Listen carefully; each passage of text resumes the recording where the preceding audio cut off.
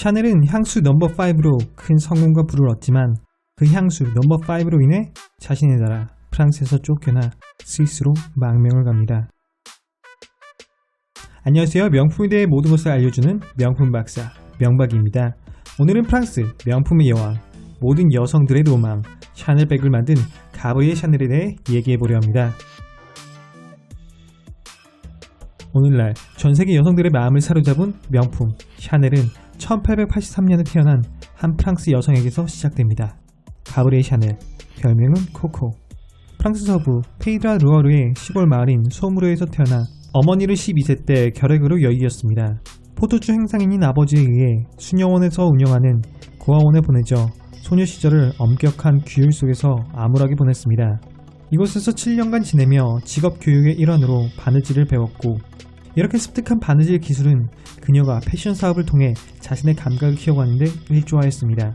또 당시 자주 접했던 블랙 앤 화이트 컬러의 수녀복과 성당의 스테인 글라스는 가브리엘 샤넬의 디자인 영감의 원천이 되었습니다. 19세가 된 샤넬은 수녀원에서 나와 파리 남쪽 280km 떨어진 지방도시인 물랭에서 보조 양제사로 일하면서 저녁에는 카바레에서 노래를 불렀습니다. 그녀는 코코가 트로카데로에서 누구를 만났던가라는 노래를 통해 인기를 끌면서 자연스럽게 코코라는 별명을 얻었습니다. 현재도 샤넬에서는 향수 코코를 판매하고 있습니다. 샤넬은 코코로서 활동을 이어가지만 큰 무대에 설 기회를 잡지 못해 좌절하고 있을 때 그녀의 첫사랑을 만납니다. 그의 이름은 엔티엔 발상. 노래하는 샤넬을 보고 한눈에 반했죠. 기마부대 장교이자 막대한 유산을 받은 자산가였던 그는 샤넬을 자신의 대저택에 살게 했고 풍족한 생활을 즐길 수 있게 지원해줍니다. 샤넬은 그날로 카바레 생활을 청산하고 독서를 즐기고 말을 타고 경마장을 찾으며 상류사회 매너와 교양을 익힙니다. 이런 교류를 통해 샤넬은 상류층의 니즈를 발견하게 되고 향후 샤넬 브랜드의 자양분이 됩니다. 그녀는 자신의 애인인 엔티엔 발상의 또 다른 여자친구인 가수 에밀리엔 달라송에게 자신이 만든 모자를 선물합니다.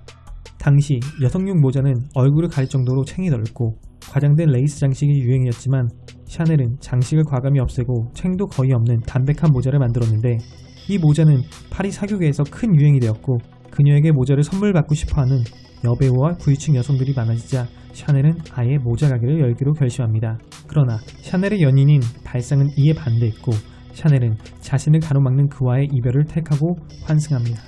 환승역은 엔티엔 발상의 친한 친구인 에드워드 카펠, 보이라는 애칭으로 불린 인물입니다.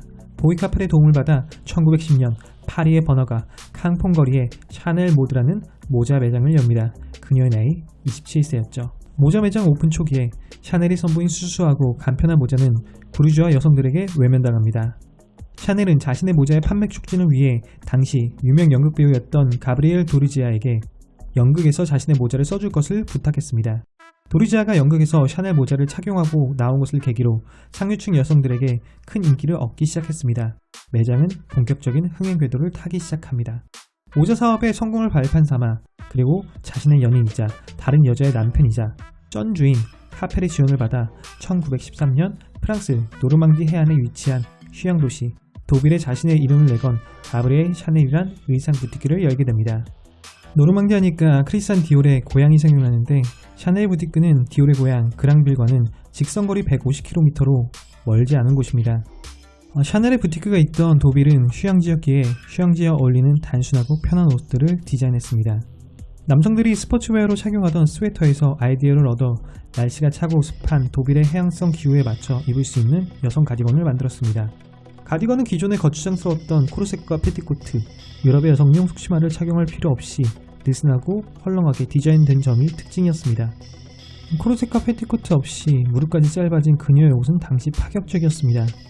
전통적 형식에서 벗어나지 못한 프랑스에서 그녀의 옷은 혹평을 받았지만 유럽 각지에서 모여든 수많은 부자들은 그녀의 옷이 내뿜는 독특한 매력에 빠져들었습니다. 곧 샤넬의 옷은 유럽의 유행을 이끌었고 샤넬은 성공의 발판을 마련하게 됩니다. 샤넬의 성공은 시대 배경이 큰 도움을 주었습니다. 인생은 타이밍이라고 하죠. 샤넬의 샵이 오픈한 지 얼마 지나지 않아 제1차 세계대전은 발발했고 전쟁으로 남성들이 떠난 도시를 여성들이 지켜야만 했기에 유럽의 여성들은 사무실이나 생산 현장에서 일할 때 입을 수 있는 깔끔하고 활동적이고 실용적인 샤넬 스타일이 필요했던 것입니다.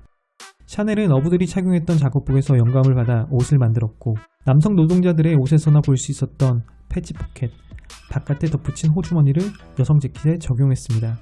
샤넬은 기존의 의복 질서와 관념에 도전해 편안하고 실용적인 여성복을 디자인했고 여성의 몸을 억압된 옷으로부터 자유롭게 해방시키는 아이콘으로 등극합니다. 활동의 자유를 주는 옷은 남성들만의 것이 아니라는 것을 보여줬습니다. 이쯤 되면 왜 샤넬이 입생 로랑에게 자신의 정신적 후계자라고 한지 이해가 되는군요. 비록 입생 로랑의 스승 크리스찬 디올은 정반대 패션을 지향했지만요. 샤넬과 입생 로랑 모두 남성들만 입는 그들의 의복을 자신들만의 스타일로 재해석하여 여성복으로 만들었습니다. 그렇게 사업적 성공을 이루고 있던 샤넬의 삶에 불행이 찾아옵니다. 1919년 보이카펠이 교통사고로 사망한 것이죠. 훗날 자신이 사랑한 남자 보이카펠의 이름을 딴 가방을 1955년 발표합니다. 샤넬의 대표 핸드백 보이백. 보이카펠의 탄약 주머니에서 디자인을 따왔다고 합니다. 사랑은 사랑으로 잊는다고 하던가요? 샤넬은 보이카펠을 잊기 위해서인진 몰라도 1911년부터 알고 지낸 러시아 왕족 디미트리 파블로비치와 1920년 사랑에 빠지게 됩니다. 러시아 볼셰비키 혁명을 피해 파리로 도망온 TBS 연하인 그는 향수에 매우 심취해 있었습니다. 디미트리는 향수가 생활의 일부였던 러시아 생활을 샤넬에게 말해주고 향수는 나쁜 처치를 가리는 도구가 아닌 스스로의 매력을 뽐내는 패션의 일부임을 말해줍니다. 디미트리를 통해 러시아 황실 조향사 에르네스트 보를 소개받고 향수 개발에 착수합니다. 그리고 1년 뒤 1921년 세계 역사에 남는 그리고 지금도 가장 유명한 향수인 샤넬 No.5를 출시합니다. 그 당시까지 천연향만을 이용한 향수와는 달리 No.5는 자스민 향을 기본으로 화학약품을 배합하여 만든 최초의 인공배합 향수였습니다. 1921년 5월 5일 샤넬 No.5는 판매되었고 이전과 다른 묘한 향에 유럽 사람들은 열광합니다. No.5의 이름은 조향사인 에르네스트가 샤넬에게 제시한 5번째 샘플이라는 의미에서 탄생했습니다. 향수병에도 샤넬의 취향이 반영되었는데 1920년대 화려한 향수병들과는 달리 No.5는 납작한 직육면체의 단순한 병 모양으로 심플하고 실용적인 것을 추구한 샤넬의 코드대로 제작되었습니다. 샤넬의 향수는 폭발적인 판매를 올려 다음해 22년에는 No.22, 25년에는 가드니아, 26년에는 브로델 질 등을 잇따라 출시합니다. 샤넬 No.5를 가장 유명하게 한 것은 1960년 당시 미국 섹시 심벌인 마릴린 먼로가 샤넬 No.5만 입고 잔다는 인터뷰 발언이었습니다. 1920년대 샤넬이 No.5로 큰 성공을 거둘 때는 몰랐습니다. 훗날 No.5로 인하여 망하게 될 줄은. 향수로 인한 샤넬의 몰락은 다음 편에 말씀드리도록 하겠습니다. 모자, 여성복, 향수로 큰 성공을 거둔 샤넬은 액세서리 분야에도 진출합니다. 1924년 샤넬은 최초로 모조 보석을 소재로 제작하는 커스텀 주얼리를 출시합니다. 보석은 부나 집안을 상징하는 것이 아니라 패션을 위한 액세서리여야 한다 라고 주장하며 자신 또한 모조 진주를 착용했다고 합니다. 1929년에는 칸공가에서 액세서리 부티크를 정식으로 열었습니다.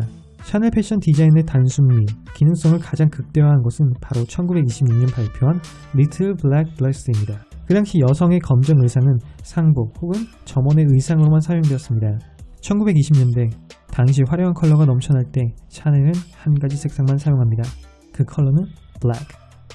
미국 보그 매거진은 리틀 블랙 드레스를 샤넬의 포드라고 소개합니다. 미국에서 그때 제일 잘 팔린 포드 자동차에 비유해 불필요한 것은 제외하고 본질을 잘 살렸다는 찬사였습니다. 리틀 블랙 드레스는 단순히 미적 요소가 뛰어날 뿐 아닌 저지 소재를 사용해 얇고 가벼워 활동이 용이했습니다. 리틀 블랙 드레스는 디자인이 단순해 복제가 쉬워 미국에서 샤넬 디자인에 복제가 성행했습니다. 짝퉁이 성행했다는 거죠. 그 소식을 들은 샤넬은 개의치 않았습니다. 오히려 본인 디자인의 가치를 인정받은 결과로 생각했습니다. 짝퉁 판매는 샤넬 브랜드와 디자인 홍보에 이어졌고 오리지널 제품의 희소성을 높여줍니다. 사실 사람들은 샤넬의 향수, 의상보다 샤넬에 열광했습니다. 샤넬은 지금으로 치면 인플루언서였습니다. 그녀가 뿌리는 향수, 그녀가 입는 옷, 그녀가 하는 액세서리는 그 당시 여성들의 폭발적 관심을 받았고 구매로 이어졌습니다. 샤넬은 자신에게 어울리는 것이 무엇인지 알고 그에 맞춰 코디했기에 그녀의 헤어스타일부터 신는 구두까지 모든 게 유행했습니다. 1935년 샤넬은 4,000명의 직원을 고용하고 항공가에 5개의 빌딩을 소유한 빌딩주가 되었지만 그녀를 망하게 한 것은 다름 아닌 샤넬 No.5였습니다. 샤넬은 굉장하게 많은 남성들을 만난 것으로 유명합니다. 다음 편에는 어떤 남자로 인해 망하기도 하고 또 어떤 남자로 인해 목숨을 구하기도 하는 썰을 풀려 합니다. 여러분의 구독과 좋아요, 알림 설정, 공유는 영상 제작에 많은 힘이 되고 잦은 영상 업로드를 할 수 있게 합니다. 오늘 하루도 고생하셨습니다. 감사합니다.